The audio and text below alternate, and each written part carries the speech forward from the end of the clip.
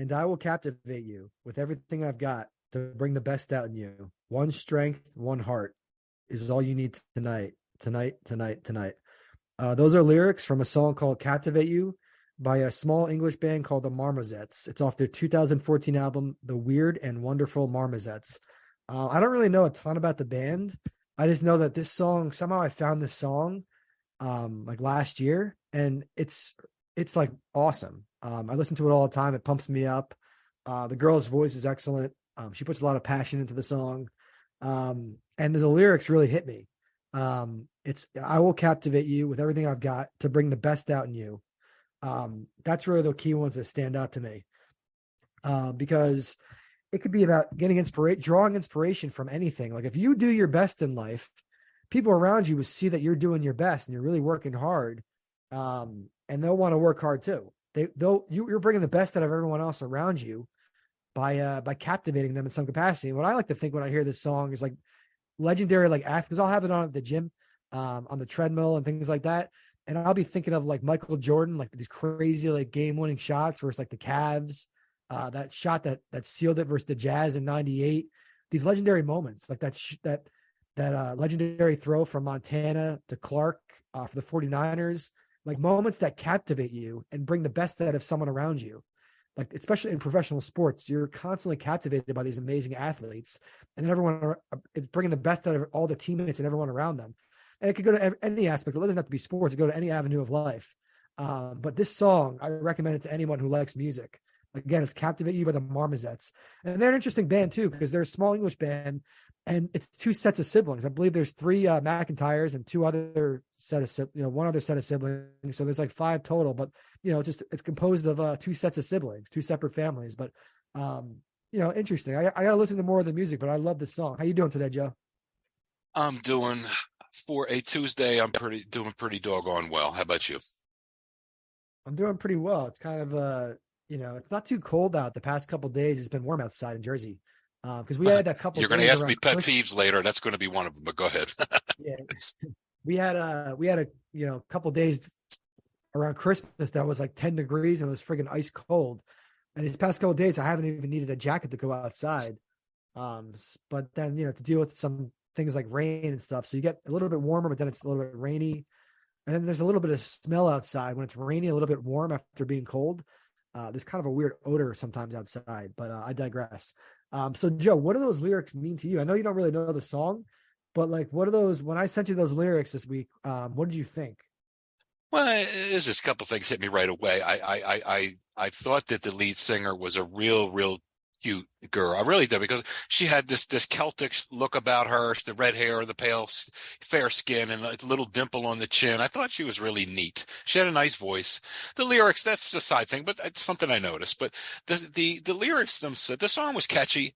And the lyrics themselves, I mean, I like this, I'm going to captivate you type thing. I'm going to bring the best out in you. Like, I'm going to grab a hold of you. I'm not going to let you fail. I'm going to bring the best out in you. And what was the next line? Yeah, so it's and I will captivate you with everything I've got to bring the best out in you. One strength, one heart is all you need tonight. Right. So one strength, one heart. The idea that you're working together. You got one strength and one heart to accomplish your goal. That type of thing. Yeah, and I like that part. The one strength and one heart. And it just came down to tonight. I just thought it was like, to me, those things that she was talking about doing, like grabbing a hold, not going to let you fail, one heartbeat, the two of us, one as a group, we're going to accomplish whatever it is. I was thinking real big, and then it said tonight, and I thought, wow, that's kind of to me. It's kind of like, it was just puzzling. It was like, what, just tonight? I thought this was like a long-term proposition. It's like, yeah, well, that's what's great about lyrics. Like, yeah, we could isolate those lyrics and get rid of the tonight type. But I think the actual song, besides my interpretation of the meanings and what I draw from the song, I think it's almost about like a singer's relationship and band's relationship with an audience. Like, tonight, we're going to captivate you. Oh. And we're going to bring, or the fans are going to bring the best out of them. And like, they're working together. It's not just like the band playing for the fans. Okay. And then it's all like tonight. If you hear the song, but I digress, but like tonight's just like a cool thing that goes with the lyrics, it goes with the chorus, it matches the beat of the song. That makes sense, Sean. But Mm-hmm. I'd literally just isolate it and take it out as like, I'm gonna captivate you with everything I got, not just something I got, but everything I got. I'm putting my whole heart and soul into this, and I'm gonna bring the damn best out in you. And whenever I hear this song on the treadmill, I'll go from fucking like 9 miles per hour. I'll jump that up to like 10 miles per hour and start like really running fast and just like thinking of all, because usually I'll have like ESPN Sports Center on the screen. I'll be watching highlights of all these amazing plays. But then I'll start drawing from a memory bank of all these legendary sports moments. You know, like Messi winning his first World Cup is recent. That's on the top of the mind. But anything like phenomenal you see in sports, they're captivating, literally captivating people by their phenomenal talent, you know? Yeah, that's good. That's a good interpretation. Yeah, I liked so it though. I like that song. Good song. And one thing I want to quickly mention, I have a book called Don't Sweat the Small Stuff. It's like a famous series of books. I have one, Don't Sweat the Small Stuff for Men. And I just picked up a random page yesterday and read one of the little, it's a little, saying, it's advice, but then it's like a page or two about like how to like, enact that advice in your life. And one of the things I read yesterday was take 1 hour per day. Take 1 hour per day to do, if you're busy, you have work, you have to eat, you got to shower, you got to take care of your family, all that stuff. Take 1 hour per day and really try to do something that makes you happy and try to make less stressful in your life. And the guy in the chapter, the guy who wrote the book, he talks about like, he'll go to like the gym for an hour. And that will be like his therapy. That will be his time to really take the hour out of the day. But every day, if you take 1 hour out of every day, that's 7 hours per week. And then you multiply that by like 52. So yeah, I mean, there's a lot of time you could be spent doing things that aren't stressful and that could really lead to a better overall mental makeup and mental health. Yeah. So what do you think about it, man? I mean, what do you think about just like taking 1 hour per day and make sure you set that hour aside to do what you want to do? Well, I mean, and you know me, I mean, I have a little more, I dedicate a little more than an hour. I mean, it's called me time. And, I've made decisions about lifestyle and about this and that because I need, you go out, you make a living, you do this, you do that, then you have to go to the grocery store, then you have to go to cleaners and you have to do it. By the time it's all said and done, the time for you is very small. Now, if you have to start putting together swing sets and going here in the soccer games, hey, if some people like to do all that, that's fine. But it's called me time, Sean, and I like at least like 3 hours a day of just me time, whatever the hell that means. If it means putting your feet up and watching a ball game, kicking back, whatever it means. Absolutely. Yeah. So there's books like that, like Don't Sweat the Small Stuff does have a lot of cool little insights. And if you just take the time to read, it's only like 1 or 2 pages. I recommended it as a coffee table book because there's so much stuff you can apply to your life literally immediately. And we all do. Like, we all sweat that small stuff. I think I read it by a guy named Carlson. I think it is. I don't know if it's Peterson or Carlson or something like that. Don't sweat the small stuff. The original one that he did. It was this thing's been around for 25 years, I think. But I remember that book. It's a good one. It's along the lines of a Dale Carnegie and so forth and so on. But there's good advice in there. And we all want, the reason he wrote it and the reason why it was so successful is because we all do that. We all sweat small stuff. Yep, so, absolutely. Yep. And I want to take this time to commemorate and remember and acknowledge the life of Barbara Walters. She was a super famous female journalist. She was born in 1929 and she just died on December 30th of 2022, right before the year ended. So she almost made it through to another new year, but she passed away. But she really was quite a remarkable woman and a pioneer in her field. She had to deal with a lot of adversity getting it through the industry. She was actually the first woman co-anchor for the evening news. And she endured the scorn of her male counterparts. And this was like in the 60s and 70s. And when she got a bigger role on one of those shows, they told her, I think it was the Today Show, that she was not allowed to ask direct questions to on-set guests until her male co-host asked 3 of his own. So she was already like kind of like people were already putting her in a box and limiting her because she was a woman. Um, but her story is interesting. Like her dad was around with a lot of celebrities. So when she was younger, she like, brushed shoulders and interacted with a lot of like high profile stars, including like Howard Hughes and people like that. So when she, it was almost like she was born for it, because once she got into like the spotlight in terms of being a famous journalist and interviewing all these high level celebrities, she wasn't intimidated at all. They were just like normal people to her. Um, but she really was special though. I mean, when she started out, men did the hiring and men decided what to do on air. They delivered the news, and it wasn't normal for a female to try to get in the news. Um, but she really took on gritty topics, and she was always like the first person to interview like something. There was like a big controversy, like Monica Lewinsky or something like that. She was always like the first person to interview them. And she always like she made it a point to like write a lot of handwritten notes to all these celebrities and like really like personal notes. So she kept in like good graces with them. So they would always accept to be on, because she was on 2020 for years. She was on starting in 1979. She was on 2020, and that show was a great show and on forever. Um, and then she was on she started The View in 1997. So she became more of a daytime personality where people only knew her from like, watching her on 2020. And Joe, she was on 60 Minutes, right? She was on 60 Minutes for a long, long, long Yeah, so time. she was on 2020 and 60 Minutes, these two big time like news shows. Um, but she's just a pioneer. Like in 1971, she took over a show called For Women Only, and then she changed the name immediately to Not For Women Only. Um, so she was always like doing little things that like that. You look back at it, she really was a pioneer. She was, 1976, ABC hired her as the first female co-anchor of a network evening news program, and she was paid $1 million a year in 1976. $1 million a year for a female co-anchor. She was the first female co-anchor. In 76, So that was big money. Yeah. exactly. Yeah. So, and then when she interviewed Monica Lewinsky in 1999, it drew about 50 million viewers. Yeah. But the thing about her, which I read in the New York Times article commemorating her, is that they said she rattled a lot of cages before women were even allowed into the zoo. You know what I'm saying? They weren't even Yeah. allowed into the zoo, and she was rattling cages. And her interviewing style was a combination of charm and ferocity. It set her apart from like people like Walter Cronkite and David Brinkley when they were like ruling news television. Um, but there's just a lot of stuff that I learned in this New York Times article that really just like, showed me like, because I knew she was cool and I know she was like good at her job. And I just remember her when I was growing up, she was just like this old lady who was always like interviewing people, but she was very direct with her questions and kind of like a little intimidating at times if you look at her body language and how direct she was with some of these questions.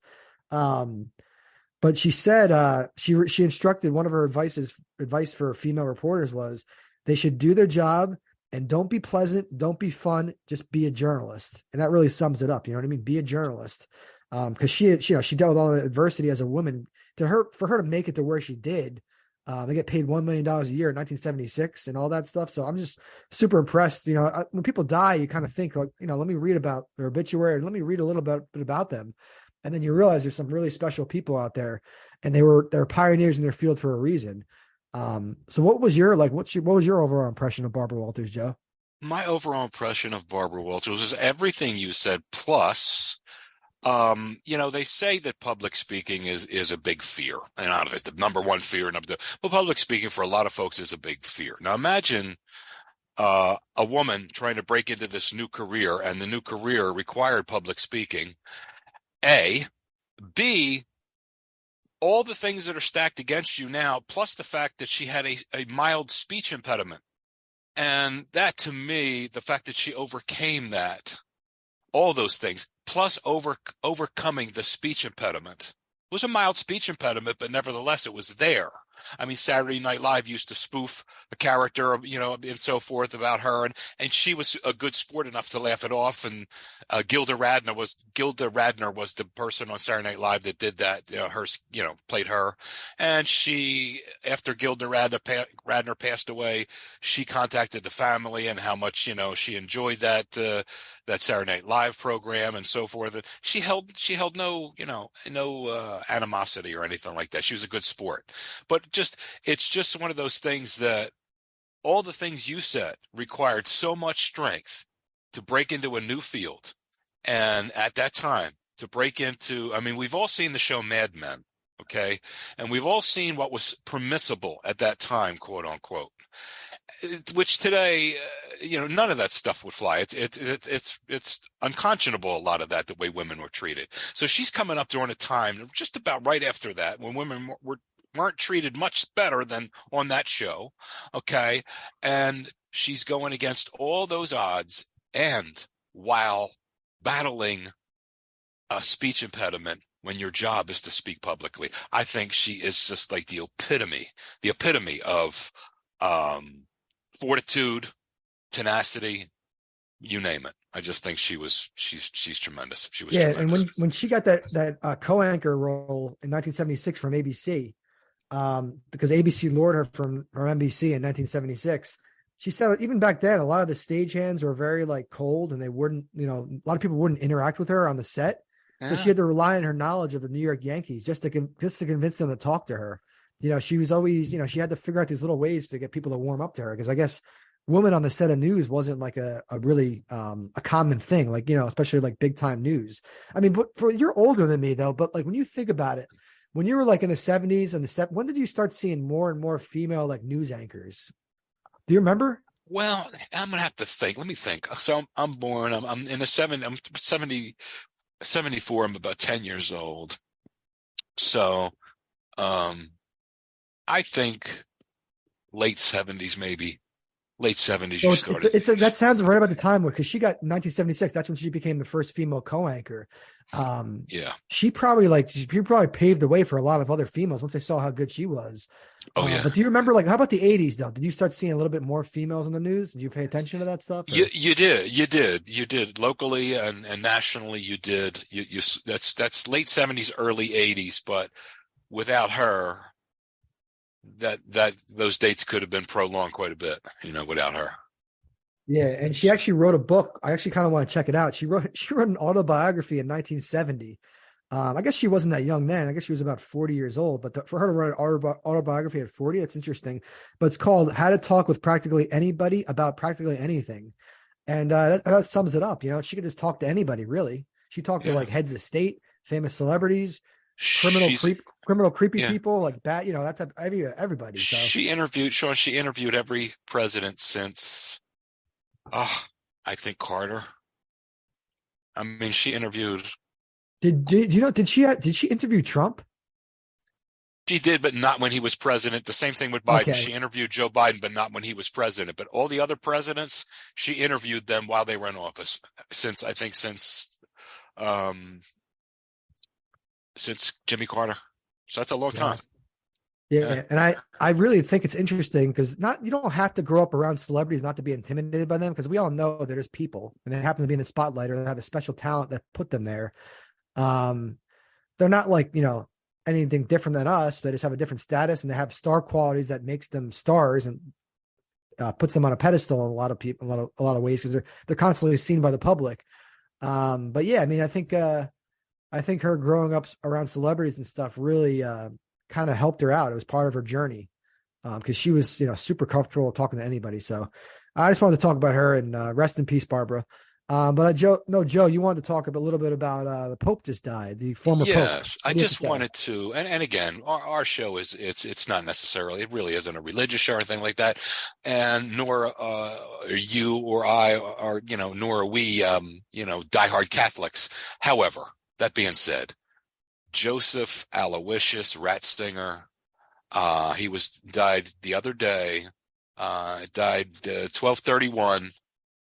Okay, December 31st, 9:34 a.m. Rome time. 95 years of age. He was the Pope from 2005 to 2013. And you know what? The guy said, "I'm feeling tired. I feel like I'm not able to do all the things required of me, so I'm going to step down." He's the first Pope in history to step down.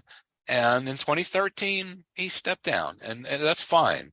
Like I said, it was the other day, and I just wanted to say his last words were, "Lord, I love you." And I think that's beautiful. The man dedicated his life to Jesus Christ. He dedicated his life to helping people. And I'm sure he made his mistakes along the way. I'm sure he had his oversights along the way. You know, hell, we're human, but I just wanted to mention him. Viva la Papa. That's all. Absolutely. Rest in peace, Pope. Yep. So today's actor that we're going to focus on, I think it's right in our wheelhouse, actually. Brendan Fraser. I almost said Brendan Wheelhouse because I just said wheelhouse. So Brendan You're right, Fraser, though. He is. Yeah. Yeah. So he's an American Canadian actor. The thing about him is like he's like, you know, he was supposed to be like this. He was on his way to becoming like a superstar. And then it was like abruptly like just like kind of stopped. Like you didn't see him around in anything for a while. But there's reasons for that, right? He had like personal issues. He had a lot of injuries on sets performing his own stunts where he had to have like knee replacement surgery. His mom died in 2000. I know this is the weird thing about the story to me is he was born in 1968, but apparently he was sexually assaulted by this guy named Philip Burke. He was the president of Hollywood Foreign Press Association. But that happened around 2003. So by my math, 78, 88, 98, 35, he's like 35 years old. He was sexually assaulted.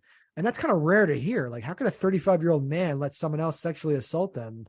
Right. So that's a weird story, but it's something he had to deal with, right? So, you know, he was sexually assaulted at some point in some capacity. Some guy made him feel super uncomfortable and maybe touched him and did some weird things that really affected him personally. His mom died. He dealt with injuries. He dealt with a divorce. So there's reasons why he wasn't necessarily still in the spotlight, you know. But, you know, he had his demons that he had to battle and personal issues and whatever. But, you know, he's an American-Canadian actor. The first time I really saw him, I believe, was in Encino Man. Encino Man. Did you see that, Joe? Was that with that Pauly Shore? Yeah. Like, you know, way back. Yeah, like, I did see it. Caveman was like frozen. He finds him. Like he was like frozen. He's digging in the backyard or something like that. And he finds him. And then like he starts teaching the caveman how to be like a modern human being. Like that movie is a classic. Yeah, long time ago. I can't tell you what it was. I can't tell you too much about it, but I do remember the title. I remember Pauly Shore and him in it. I remember it was okay. It wasn't bad. Yeah. And one thing I'll say about Encino Man, I had a roommate in Villanova named Scott, and I guess he had Encino Man on DVD. And like we lived together in like these apartments junior year at Nova. And Scott moved out and he left the Encino Man DVD. And I went home and I just took it. I guess I was not going to leave it there. You know what I mean? So I still have that Encino Man DVD. It's Scott. So Scott, if you ever listen to this show, I have your Encino Man DVD, bro. But I digress. But yeah, so you know, I think he's an awesome actor. He's got so much talent. And for me, his qualities are just like, you know, being energetic and being super believable and having like personality of the character and playing it to a T. Cause like you should have seen him in Encino Man, the way he was playing there like caveman.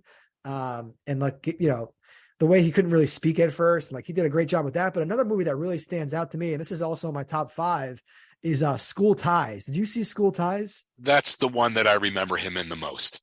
That to me is the high watermark for him. To me, School Ties was that was a great movie. I thought tremendous movie. And I loved his character standing out there in the rain. Yeah. Yeah. Matt Damon's in that. And he obviously, he goes to an all boys like prep school. It's 1959. He's a star quarterback. They recruit him to play football. And, you know, even Chris O'Donnell's in that movie too.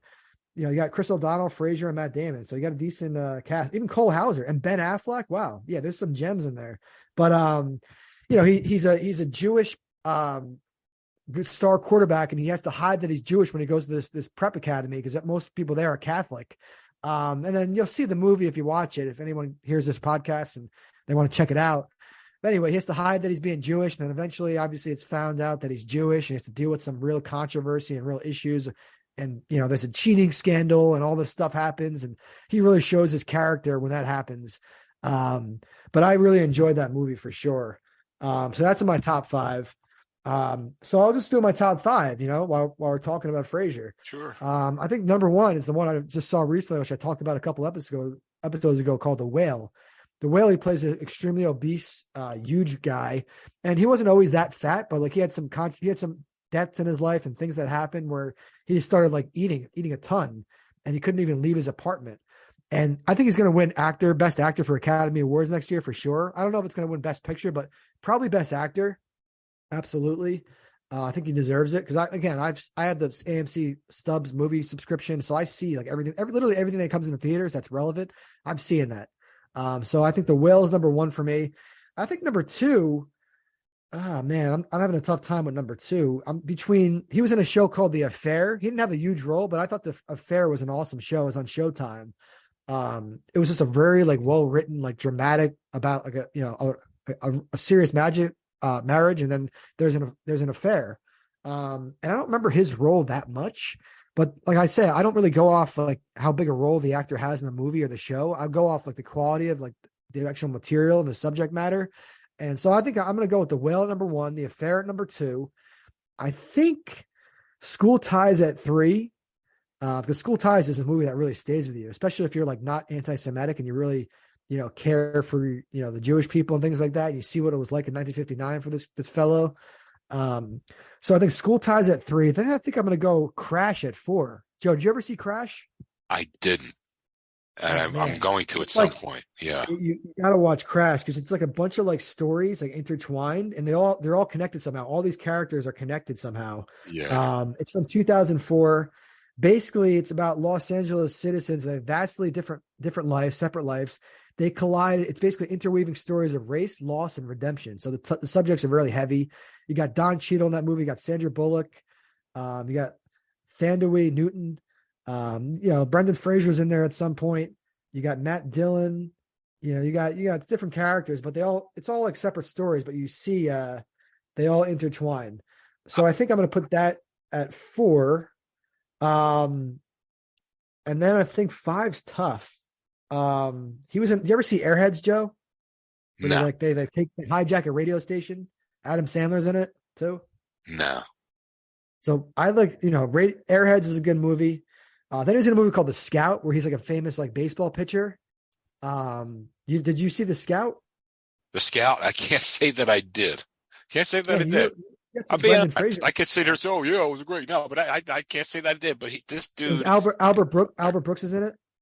Because a lot of these movies are really old. Like a lot of these movies, his career really got going, and like basically he made his mark because he went to like acting school, the Cornish acting school. So he really was like a classically trained actor. But then like he was gonna get like his master's in acting from like SMU, but then he like ended up in Hollywood. That's when he started getting roles. Well, let me ask you a couple.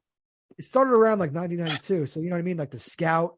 School Ties. Was he in the Mummy movies? Because I think he was in the Mummy movies. Yeah, the Mummies were around. He's in the Mummies, but the Mummies don't even make my top five. They're a cool franchise. Well, when I was working with kids, I used to take them to movies, and you can only see certain movies, and I think the kids love the Mummy movies, and I think I remember him from there. I also want to ask you this: was he in a movie called Pleasantville?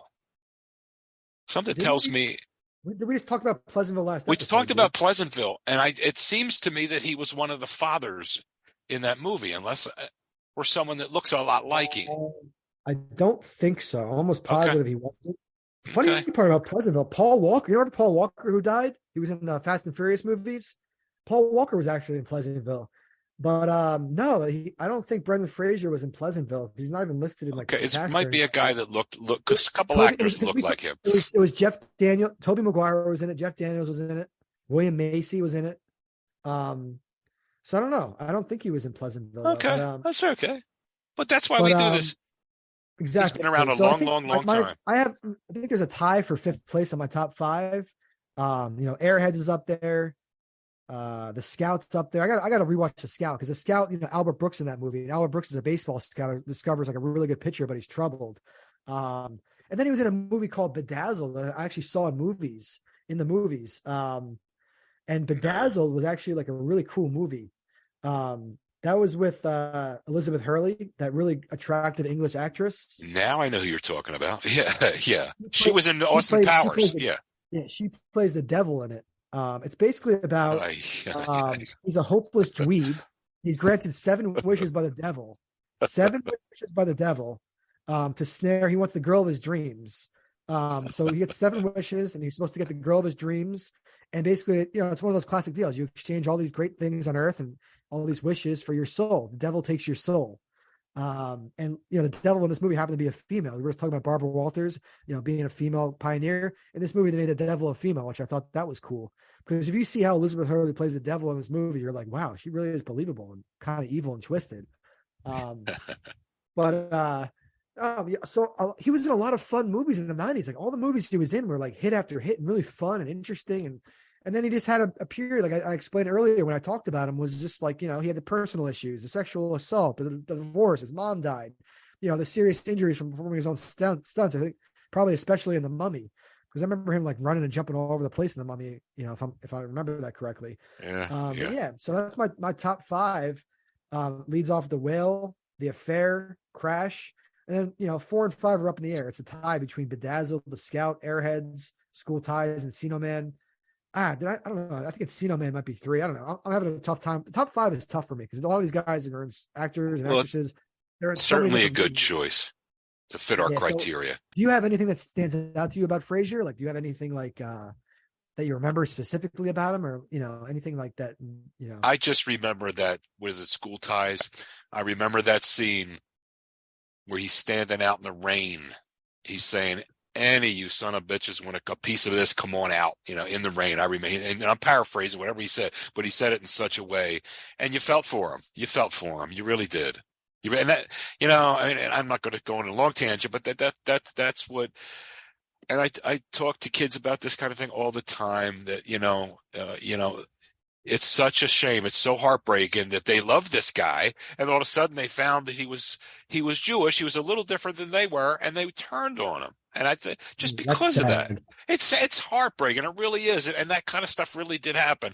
And I'm thankful that in this day and age, it's happening less and less, but it's still a little bit. But just for that reason, now what's he feel like? You know what I mean? And what's it feel like to have to hide your true identity, that you're Jewish? And it's all. I was talking to some folks today about multiculturalism and how lucky we are in this country. I love it. I love.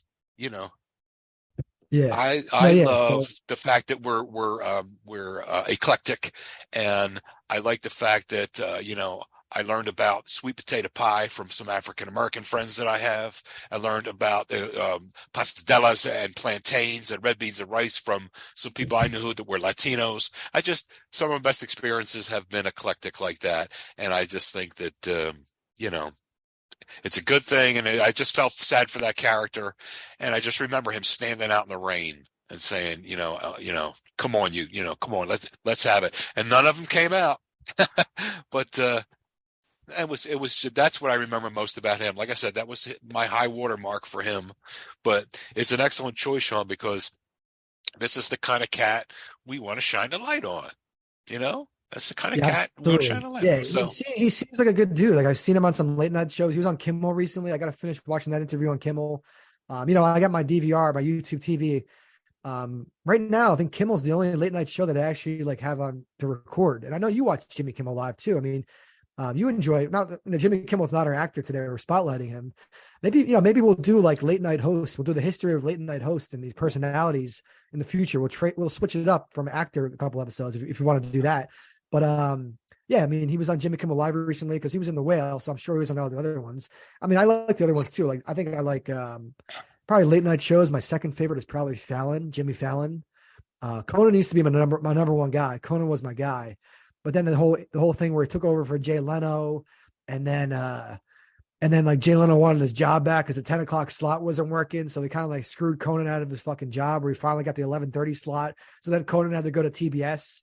But I've also seen Conan in person. I saw Conan when he was in New York City. I think when he was backing up Jay Leno when he was like the 12:30 slot. But anyway, I digress because this is all not about late night TV. But right. but you do watch Jimmy Kimmel Live, right? I saw him on Jimmy Kimmel Live, but last week, one night. Okay, so you saw Fraser, and he seems like a 2 weeks good dude, ago, right? rather. Yeah. Yeah. He seemed like a real good dude. Yeah. And he was Yeah. talking about this movie, and I couldn't get over. I didn't even get the name when Jimmy introduced the name. Then when he walked out, I'm like, oh, okay, yeah. And then it not only hit me who he was, it hit me why he was there because of that whale movie.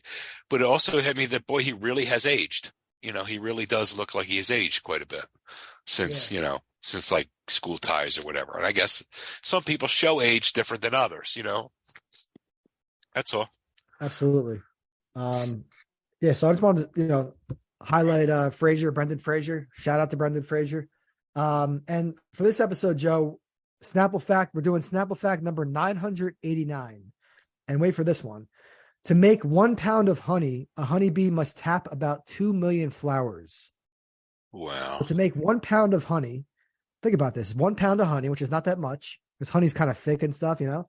Right. You need honey taps 2 million flowers. And I think bees like the flowers because they feed on the nectar and the pollen, which everyone learns this growing up in school, you know. Right. Because the nectar is used as food and energy source, and it goes, gets them to and from their homes. And the pollen they pick up from the flowers, they use to feed their larvae, the baby bees in the hive. And then basically, it's a symbiotic relationship. The bees need the flowers, and the flowers need the bees. So the honey starts off as a flower nectar collected by bees, and then it gets broken down into simple sugars, which is stored inside the honeycomb. And the thing about the honeycomb, there's a constant fanning of the bee's wings, and it causes evaporation, and then it creates a sweet liquid honey. So nature always amazes me, and this one really, like, I'm like, wow, bees and honey, this is cool. So what do you think about that, man? What do you know about bees and honey, man?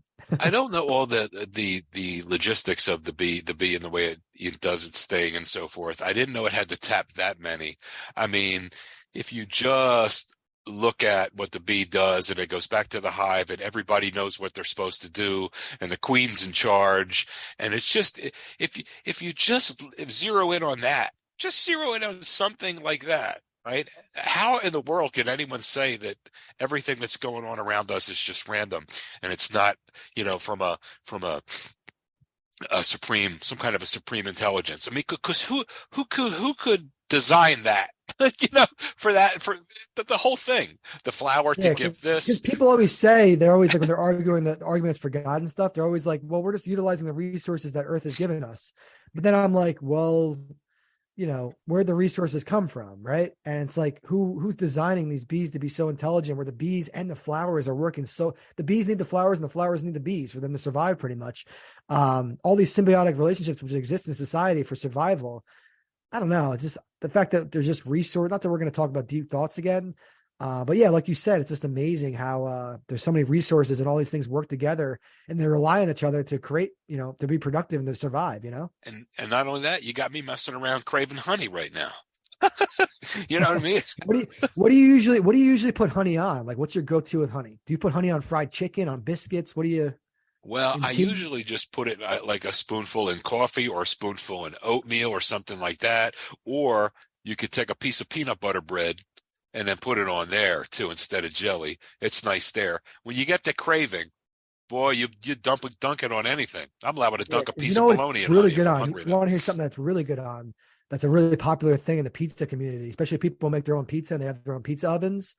You make hot honey pizza.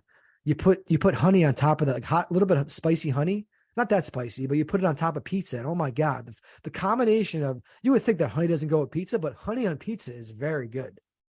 Yeah, I don't know if I would go there I with know, I know pizza. you're I thinking, like I the know you're thinking. pepperoni and sausage. You know what I mean? I like the meat, but It sounds a little bit far fetched, but I'm telling you, next time you get pizza, oh put a yeah, little, just if it's honey, put it on a little piece and then try it. And then I want to on this podcast, I want to hear Joe Thurman's reaction to the honey on pizza. We need that.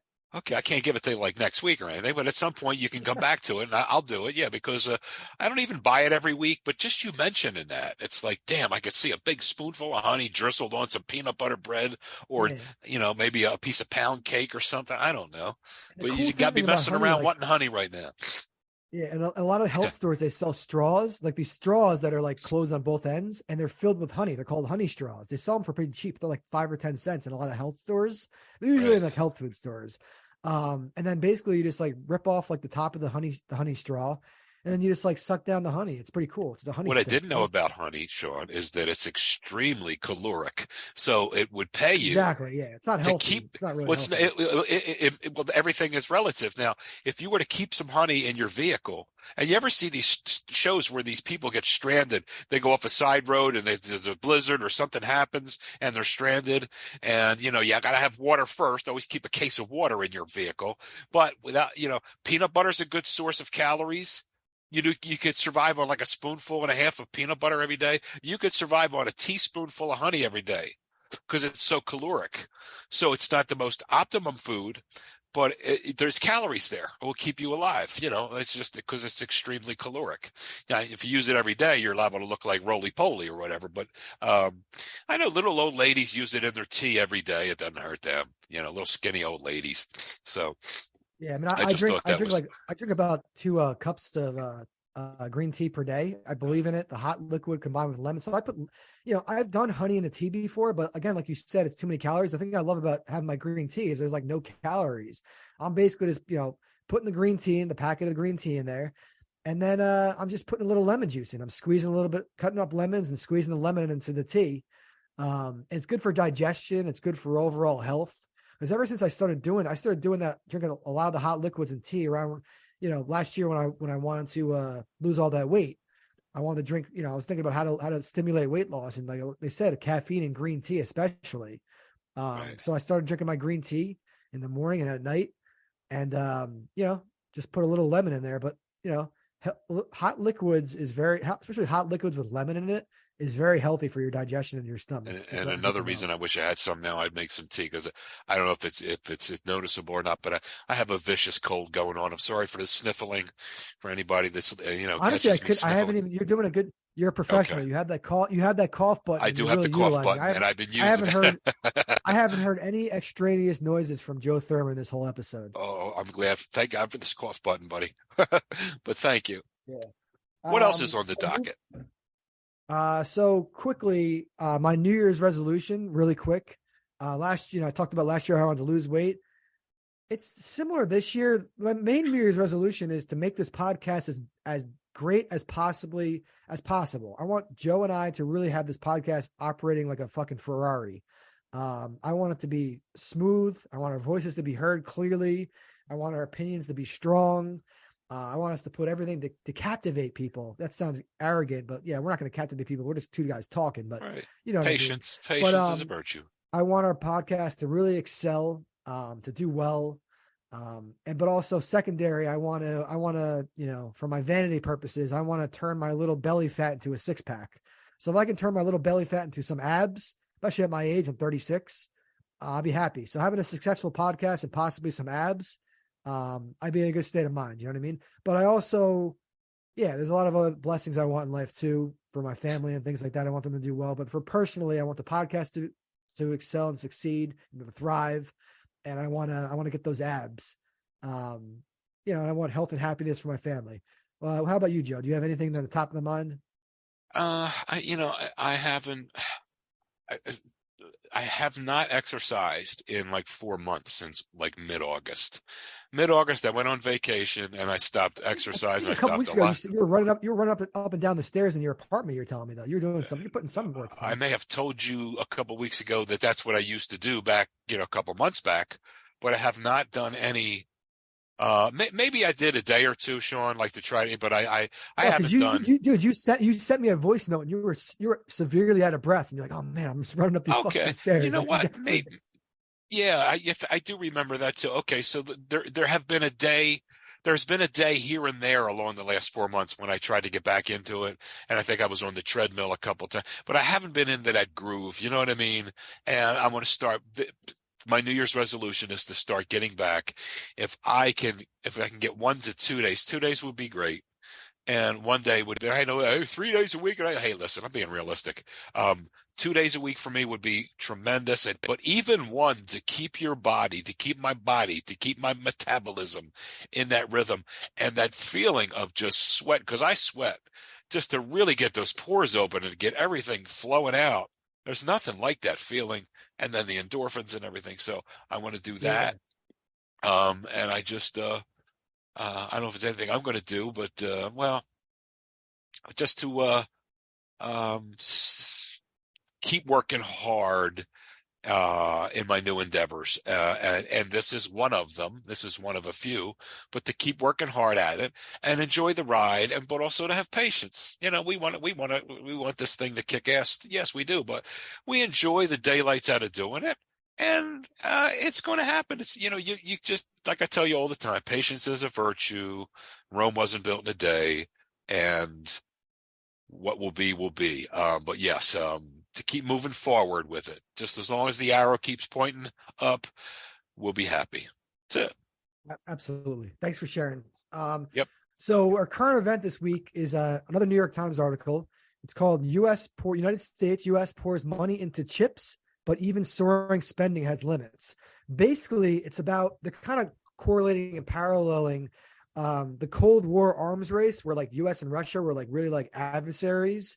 They were trying to like develop as much like war tools and technology to take over the world, pretty much, or just compete in the world with the world powers, and not be left in the dust when other countries are advancing, improving their economy and everything and their overall infrastructure.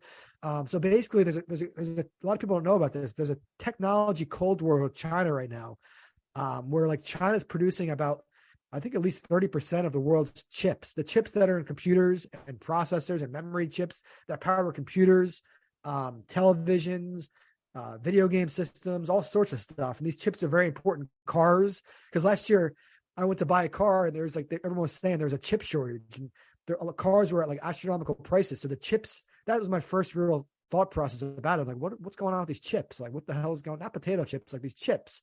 And they can't even produce these cars in time because they need more of these chips. So basically what US is doing, they've pledged $200 billion for chip manufacturing projects. It started around early 2020. And they're basically trying to compete with like the world, basically China. So we can have our chips produced domestically. It really has a lot of global implications, especially with geopolitics and global technology. They don't want China to like become the only advanced power with chips. So Silicon Valley plays their part. They're very innovative, and they develop a lot of ideas and devices for computing devices like smartphones and virtual reality and all that sorts of stuff. But like I said, chips are an essential part of modern life. They're in everything. They're in kitchen appliances. They're in military gear. They're in toys.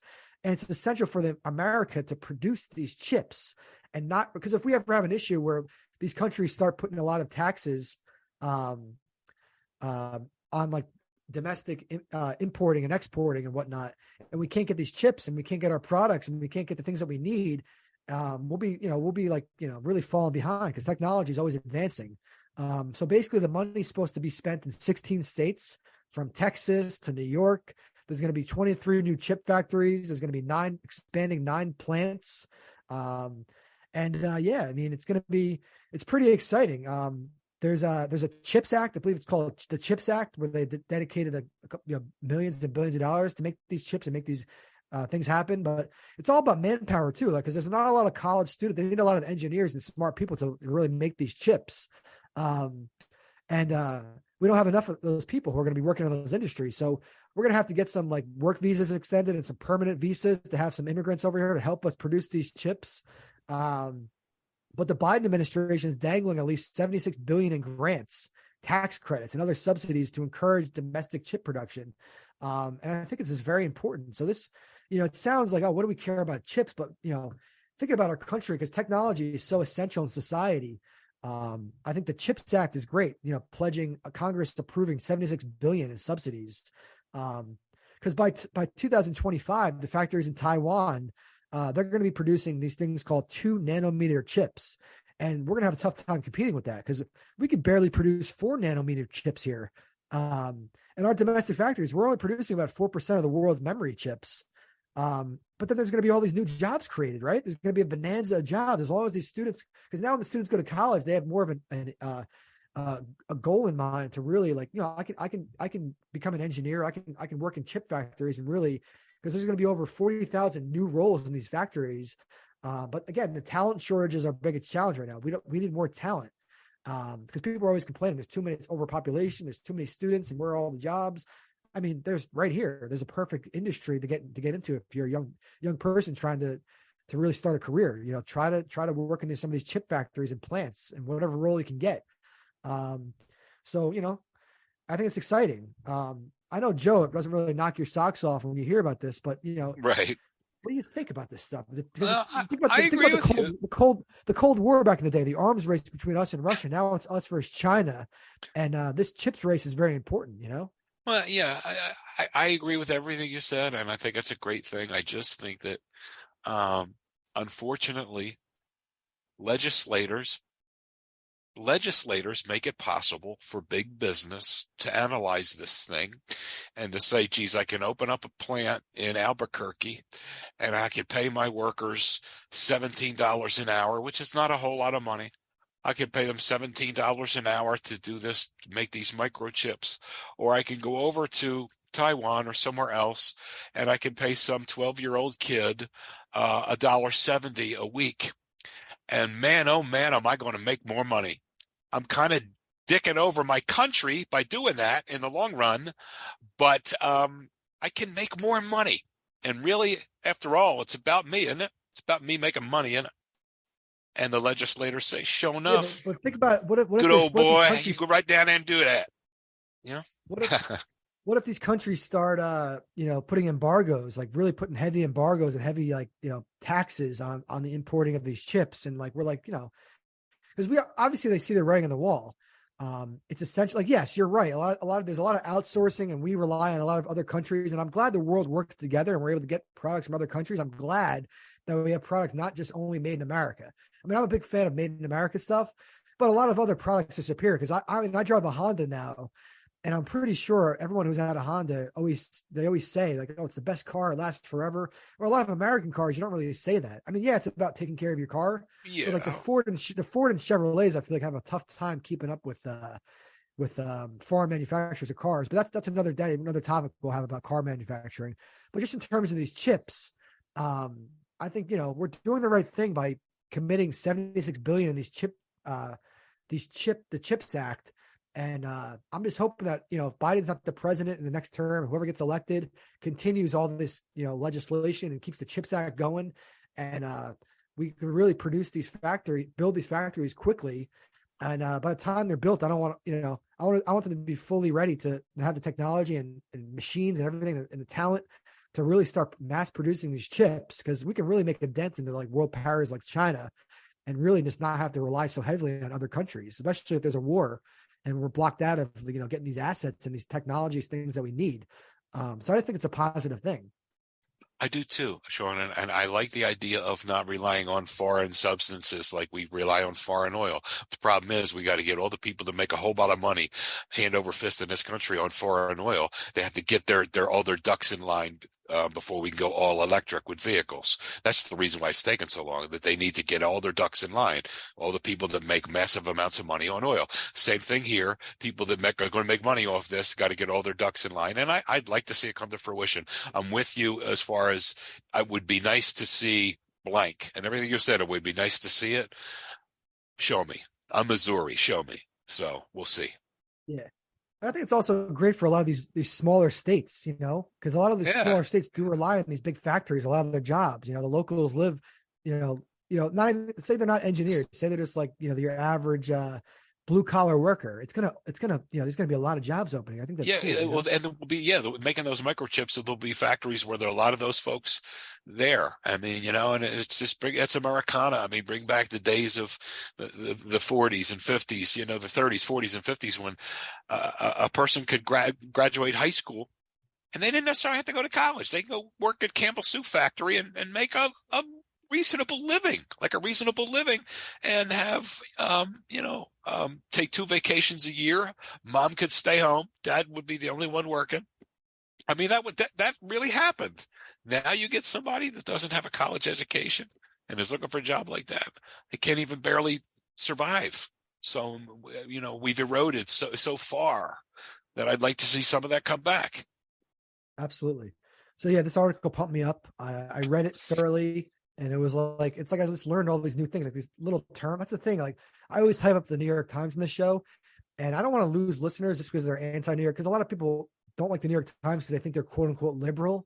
So if you're not liberal, quote unquote, and you're more conservative, you might think, oh, New York Times, what a liberal paper. But no, there is so much substance and information. It really is high level writing. It's not like reading it. It's a great like hybrid. It's like you're reading a textbook plus an entertaining article at the same time. So you're learning and entertained. And it's just legit. So they're going to shoot you straight. New York Times is going to shoot you straight. They are. Exactly. I don't, because when I see, like I told you on previous episodes, I really avoid a lot of the political articles. But But I really find every time I open up that New York Times, I find an article that's going to make me I feel like I'm smarter after I read it. I'm like, oh my God, I just got a little bit smarter. And I always think that's cool. But this article Yeah. really got me, and I thought it was cool because last week it was kind of a heavy subject. The past couple subjects, what we talked about last episode got a little bit heavy. With people trying to overthrow the government and with the news anchors influencing them and Yeah, that type of thing. it. So Yeah, that this, just it triggered a lot of passion and so forth. But I just wanted to reiterate one thing about that too. And I always said, I don't care if you're Republican, Democrat, Independent. If you're a really good person, a decent person, thumbs up. And most people are. absolutely, I was just a little frustrated at some of the folks that took action that day on the Capitol. That's all. yeah.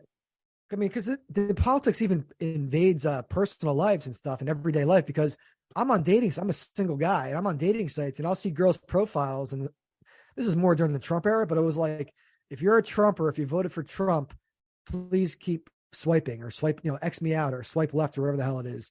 And then also, conversely, I was like, if you like Biden, then move on. And I'm like, people are really just like narrowing their whole dating to like someone who has to share their political views. I'm like, that's kind of sad, but I digress on that. Well, it is. No, you raise a very good point, because there are people like Mary Magdalene and a guy that ran Clinton's campaign. I forget his name, but the one guy ran Clinton's campaign in '92. Like, it's the economy stupid. I can't remember his name offhand because I have a head cold and I'm sick. And Mary Magdalene is somebody that ran George Bush's campaign. So you would think James Carville. Thank you, sir. Thank you. James Carville and Mary Magdalene, two opposite sides of politics. Well, they fell in love and got married. I mean, because sometimes you say, okay, we disagree there. So what? Exactly. Let's not talk about that. I feel bad for people who let like some, because they could, it could be like their soulmate, but apparently they're not going to meet their soulmate because they've already X'd them out because that person supports, so-and-so candidate. It's kind of sad, but this shit it can consume you. It can consume you. You've seen me sometimes already in like an absolute, like almost bordering on a rage. And I'm thinking to myself, what the hell am I doing here? What's going on? At the end of the day, I can only go down the street and pull a lever and walk out the booth just like anyone else. And at the end of the day, it brings out the worst in me when I get that pissed off. And I said this to the girl who's cutting my hair, and she goes, Joe, it brings out the worst in everybody. It really does. And it really does when people get crazy with this stuff. So I just took a break from it all. I just really did take a break from it all. Absolutely. So moving on to sports. Obviously, we have no choice but to talk about this just to open up. I can barely hear you, Shawnee. Okay. Snuggle up to your mic there. Okay. Okay. For some reason, I had this mic. Like I've customized the settings. I listen to every show. I don't just record the show and just forget about it. Like I'll literally listen to it like at least one or two times, and I keep adjusting I have a MacBook. I can keep adjusting the input level.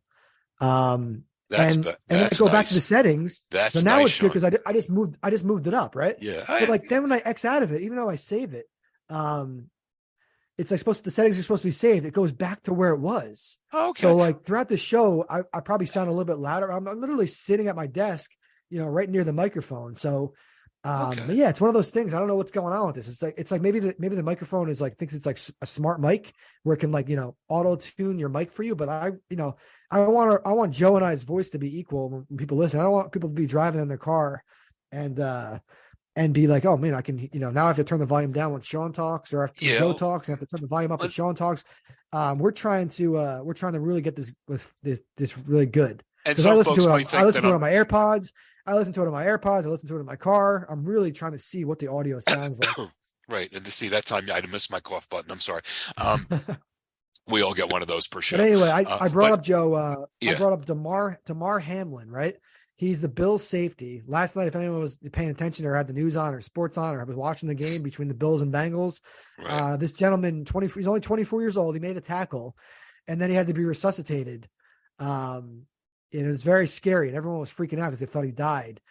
He basically went into cardiac arrest. He's in critical condition now at the hospital. They suspended and postponed that football game.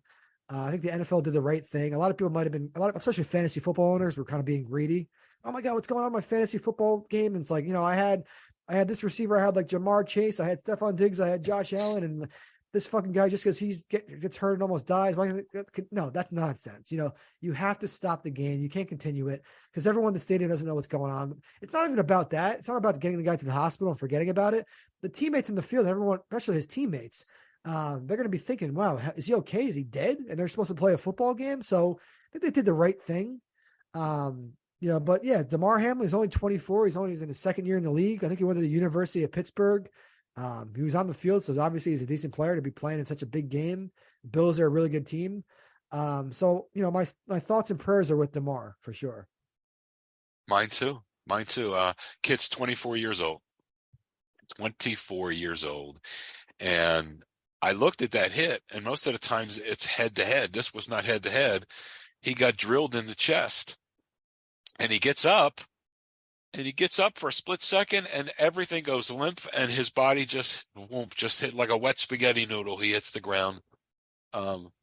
It was frightening. And listen, a lot of times they'll have guys carted off, and the guys they'll be numb from maybe the waist down, and they'll give a thumbs up or something like that. This poor kid was showing no signs of life for over like 35 minutes. And everyone around was just stone scared to death. And how do you play football after? It's hard enough playing it under normal circumstances. You were watching the game live when it happened?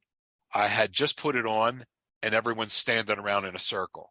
So then I rewound what happened. I can rewind it with my team, so I rewound and saw what happened.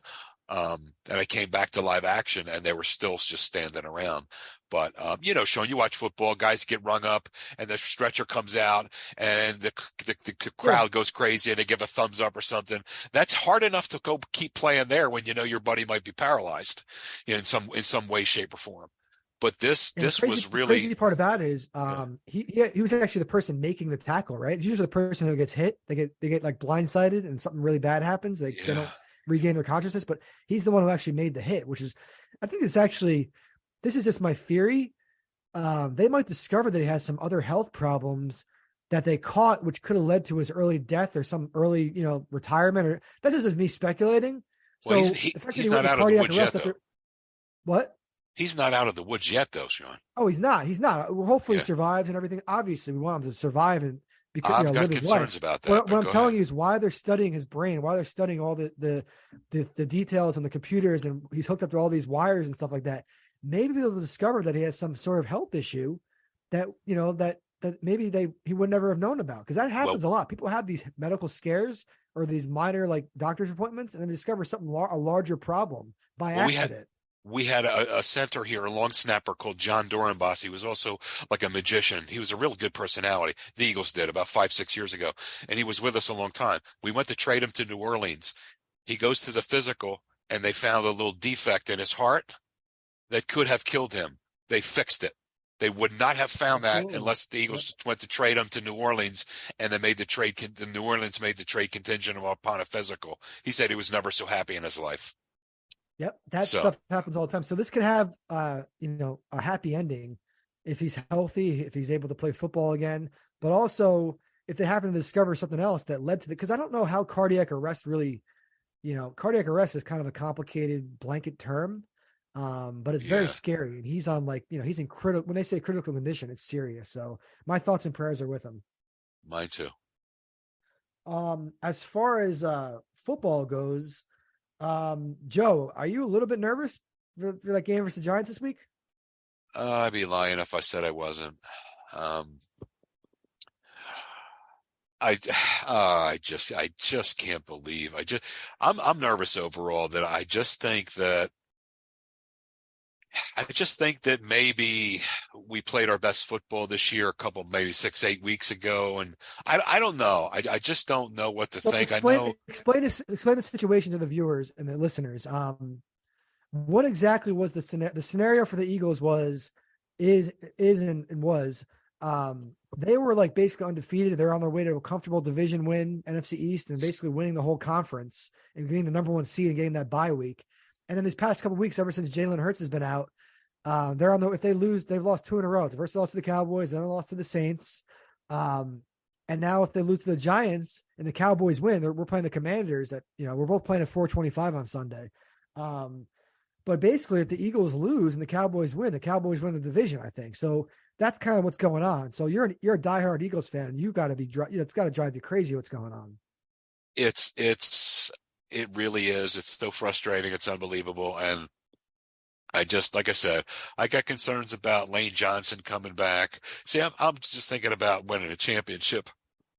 And, yeah, I don't think they'll lose to the Giants because they just beat the Giants pretty handily.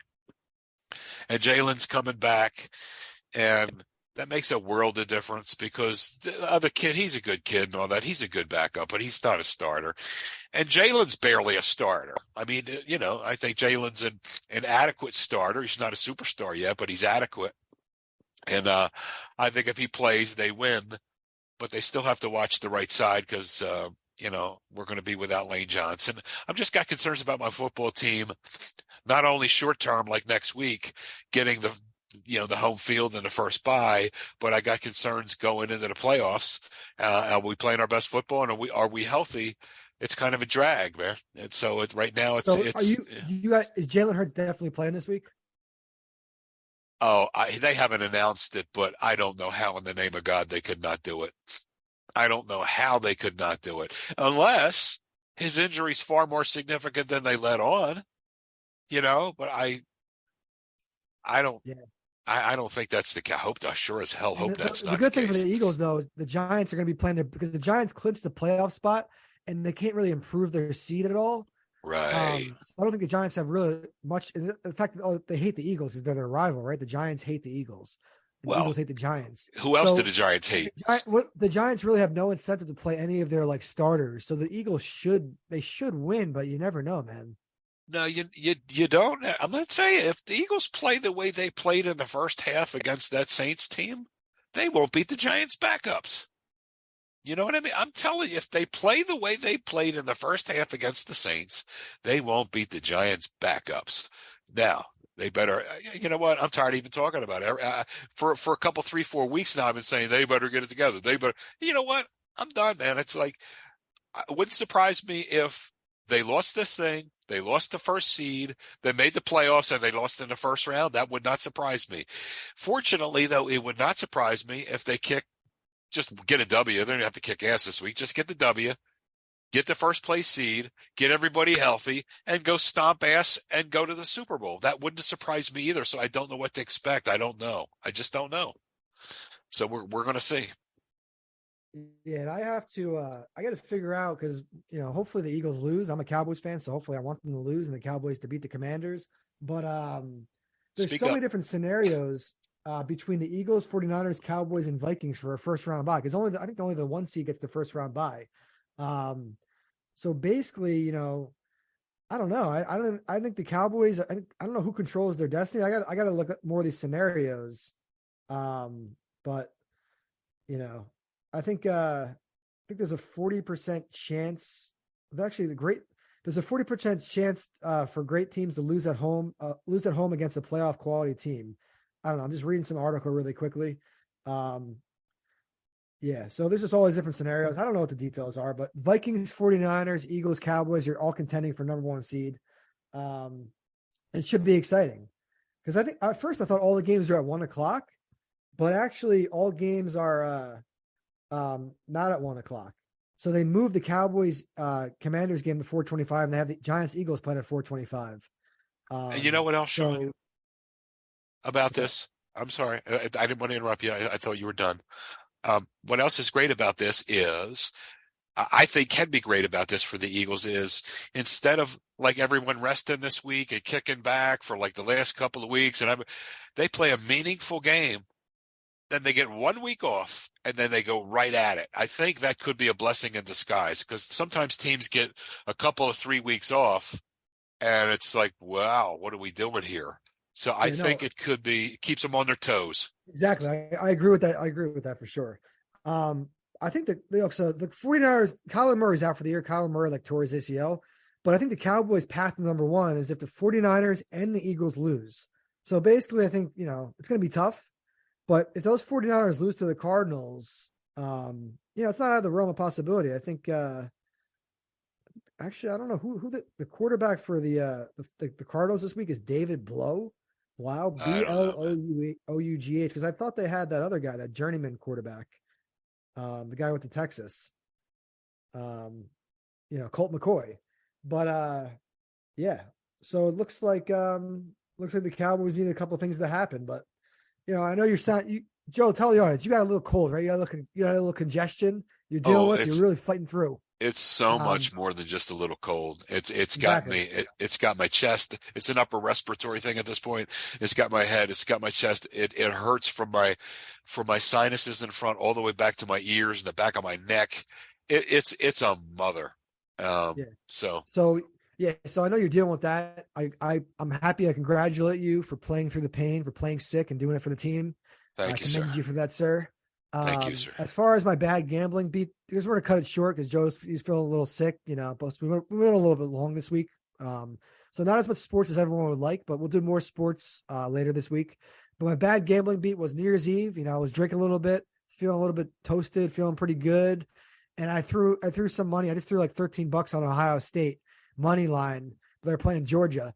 And basically the bad gambling beat was they lost by 1 point. And the reason they lost is there was like 8 minutes left in the game. And it was fourth and like 1. Georgia had stopped them. And it was 4th and 1. And they did a fake punt. And Ohio State got the fake punt. They did a fake punt. They ran the ball instead of punting it. They got the first down, but it turns out that Georgia, Kirby Smart, I believe, is the coach of Georgia.